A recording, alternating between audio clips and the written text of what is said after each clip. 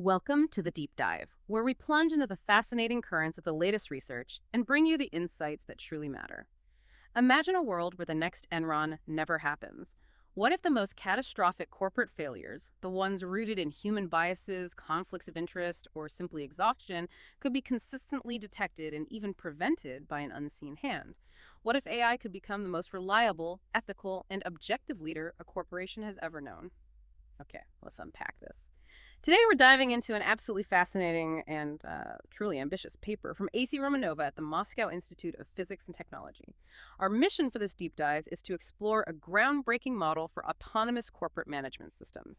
We're going to dissect exactly how these systems can be constructed using something called synthetic data and an ingenious concept, dedicated operational context. This isn't just about handing tasks to AI, it's about understanding how AI can potentially elevate corporate leadership to an entirely new level, learning from the very human mistakes that have plagued companies for generations. And the why behind this is critical because when we look at traditional human corporate governance, it's evolution.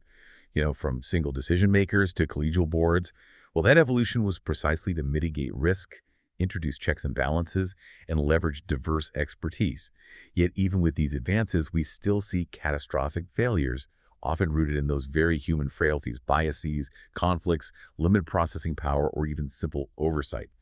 This paper challenges us to consider if AI can not just mimic the best of human governance, but actively surpass it. By operating with unparalleled objectivity and analytical rigor, thus addressing the very human element that has historically been governance's Achilles heel. It also tackles a fundamental question that's becoming increasingly relevant. How do humans and autonomous AI systems interact effectively in a corporate setting? Without stepping on each other's toes or creating new liabilities. That's a powerful and provocative idea, moving beyond simple human imitation. What, in your view, is the most significant flaw in human governance that this model, with its dedicated operational context and controlled generation of synthetic data, is uniquely positioned to address? Because it sounds like they're trying to build a truly robust system, not just a glorified chatbot.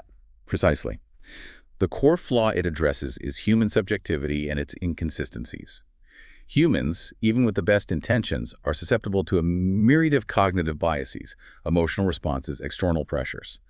This paper's model fundamentally redesigns the ethical architecture of corporate oversight by giving AI its own carefully constructed rulebook.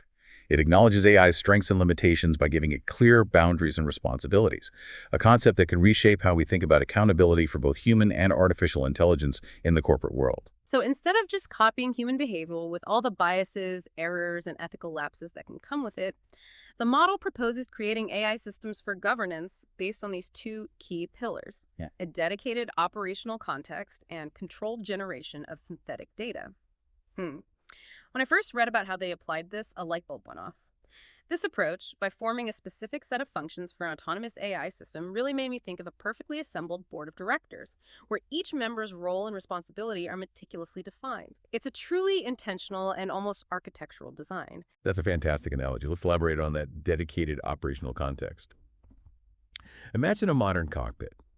The human pilot has their specific responsibilities, like making strategic decisions, handling unexpected emergencies, or taking off and landing. The autopilot, or the AI in this analogy, has its own clearly defined operational context. It's programmed to maintain altitude, speed, and course within precise parameters. Neither tries to do the other's job, but they work in concert.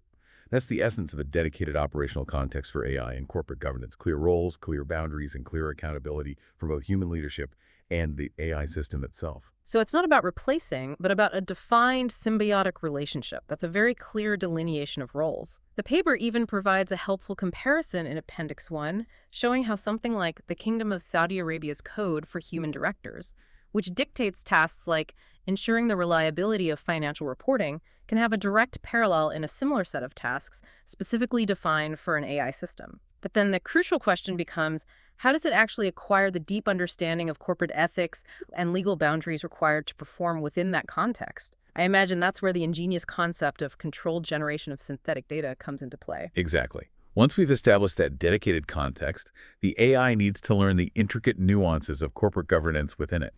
And this is where large language models, or LLMs, become incredibly powerful tools for controlled generation of synthetic data. We're talking about crafting artificial scenarios, not just any data, but precisely tailored, simulated corporate environments. To train the AI, without compromising real-world privacy or exposing it to unfiltered, potentially biased online data. That's a really crucial distinction, and one I think many people overlook when they first consider AI's role in leadership. So what makes this synthetic data so important beyond simply having a lot of it? The importance of synthetic data here is twofold. First, it's considered a critical method for developing advanced text generation, allowing for highly specific and constrained outputs that mirror complex corporate communications. Second, and perhaps even more importantly, it directly addresses a common challenge in AI development known as the domain transfer problem. This is where models trained on one type of data need to perform reliably and accurately when they're eventually applied to entirely different real-world data. Controlled synthetic data, when designed meticulously, bridges that gap, acting as a highly specialized and safe training ground. It's like a simulator for corporate ethics, which then leads to a really practical question. How do you hire an AI for corporate governance? The paper proposes criteria for selecting these LLMs for synthetic data generation, and it cleverly mirrors the executive search process we use for human managers. For example, the Code of Corporate Governance from the Kingdom of Saudi Arabia, which the paper references, requires human directors to possess qualities like leadership, competence, financial knowledge, and even to be in good physical condition. That last one really made me smile. It's almost ironic to think about applying good physical condition to an AI. No morning jogs for Gemma, I suppose. But it highlights the human-centric nature of traditional governance. This paper asks how we translate those human requirements into AI capabilities, and we can draw a direct parallel to modern LLMs like Gemma from DeepMind. These models, available in different sizes like 2 billion and 7 billion parameters, are evaluated on academic criteria such as language understanding, reasoning capabilities, and safety protocols. This is very similar to how a human candidate's academic qualifications and professional experience are assessed during a corporate executive search. The size of the model, for instance, Gemma's 2 billion parameters, can be seen as a numerical characteristic of its flexibility of experience and qualification. This provides a tangible metric that companies can use to set internal policies on what model size is considered sufficient for a given governance task, much like a job description might require a certain number of years of experience. But, as you can imagine, there are limitations and design choices that need to be considered. For instance, Gemma models are trained predominantly on English. If a company operates exclusively in English, that might be suitable. However, Gemma isn't multimodal, meaning it has limitations for multilingual tasks. Its training on general web documents, mathematics, and code means that while it's robust, it wouldn't naturally possess the kind of specialized financial acumen thought to meet the KSA Code's requirement for specific knowledge in management, economics, accounting, or law without additional, very specific training. And this raises an important point about why these open LLMs, even after being carefully selected, are primarily used for controlled data generation, rather than direct autonomous decision-making in this model. The paper points out that developers carefully filter the data these models are trained on to reduce undesirable or unsafe statements in confidential data. This filtering, while essential for safety and privacy, means that without additional highly specific training and access to proprietary internal corporate data, open LLMs are ideal for generating the inputs and scenarios for decision-making systems, but not necessarily for making autonomous decisions themselves, especially where confidential business data is involved. They excel at simulating situations, allowing us to build robust detectors for those situations. That makes perfect sense. They're providing the test cases, not passing judgment yet. But a brilliant theoretical model is one thing. Can it actually withstand the brutal realities of corporate malfeasance? To answer that, the researchers didn't shy away from perhaps the ultimate stress test in modern corporate history. They turned their gaze to a name synonymous with scandal, a cautionary tale etched into the very fabric of global finance, the catastrophic collapse of Enron. It really makes you wonder, if this kind of system had been in place then, how many lives, how many pensions might have been saved? The human cost of those failures was immense. And it makes perfect sense that to truly understand the failures, you need to dive into the raw, unfiltered data of past misconduct, which is exactly what the Enron corpus provides. To analyze top management misconduct, such as the manipulation of subsidiary valuations that led to Enron's demise, the researchers utilized the publicly available Enron email corpus. This massive data set was originally obtained by the Federal Energy Regulatory Commission, or FERC, after the company's collapse and subsequently made public. It provided a real-world, albeit tragic, goldmine of human corporate behavior for analysis. So here's how they experimented. The researchers used the Gemma 2B model to generate 517 synthetic emails. Each email was addressed to a hypothetical CEO and proposed various ways to manipulate subsidiary valuations, essentially, generating examples of exactly the kind of misconduct that plagued Enron. And here's the truly intriguing, almost chilling finding. Because Gemma 2B wasn't specifically trained in financial or corporate governance. It generated this manipulative content without flagging it as illegitimate. It didn't have an internal ethics alarm for financial fraud. The source even provides an example of one of these synthetic emails from a Mr. Jones to Helen, discussing a strategic valuation exercise for quantum analytics, clearly framed, in the context of the experiment, as a manipulation attempt. It just produced it as plausible corporate speak. And that's exactly why the dedicated operational context and further training are so crucial. These synthetic emails then became the critical training material. They were used to train different machine learning classifiers, essentially, algorithms designed to categorize information, in this case, to spot emails indicative of misconduct. To get the precise synthetic data needed, the researchers used advanced generation techniques. Think of top K and top of sampling as fine-tuning the LLM's creative scope, ensuring it generates highly relevant text by focusing on the most probable words, while temperature regulation adjusts its level of creativity or randomness, making sure the output stays on message without being overly repetitive. So they taught the AI what manipulation looks like by showing it examples the LM generated. Then they turned it loose on the real world. The numbers from this experiment paint a remarkably clear picture of the model's effectiveness. The synthetic data, generated by Gemma 2B, was then used to train 3 robust machine learning classifiers. These aren't just any algorithms. They picked 3 different types for a robust test. The naive Bayesian, excellent for classifying text based on probability.